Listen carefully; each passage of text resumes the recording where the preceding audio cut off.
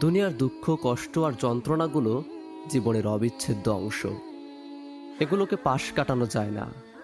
ধৈর্য, তাওয়াক্কুল আর ইমানের শক্তি দিয়ে এগুলোর মুখোমুখি হতে হয়।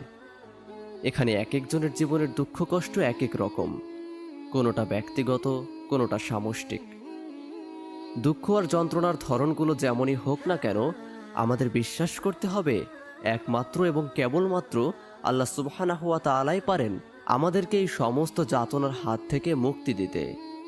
দুঃখ উপশমের ক্ষমতা কেবল তার হাতেই। জীবনের দুঃখ আর যন্ত্রণার দিনগুলোতে আমরা মানিক বন্দ্যোপাধ্যায়ের মতো হাপিত্যেশ করব না। আল্লাহর ব্যাপারে সামান্যতম সন্দেহ আর অবিশ্বাসকে জায়গা দেব না অন্তরে।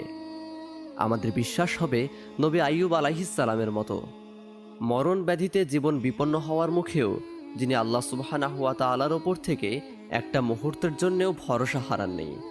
অন্তরের সবটুকু বিশ্বাস আর ভালোবাসা থেকে যিনি বলেছিলেন, রব আমার, দুঃখ কষ্ট আমাকে স্পর্শ করেছে, আপনি তো দয়ালুদের মধ্যে শ্রেষ্ঠ দয়ালু। আমাদের তাওয়াক্কুল হবে নবী ইয়াকুব আলাইহিসসালামের মতন, যখন প্রিয়তম সন্তানকে হারিয়ে তিনি বলেছেন, আমার দুঃখ আর বেদনা আমি কেবল আল্লাহর সমীপেই নিবেদন করছি।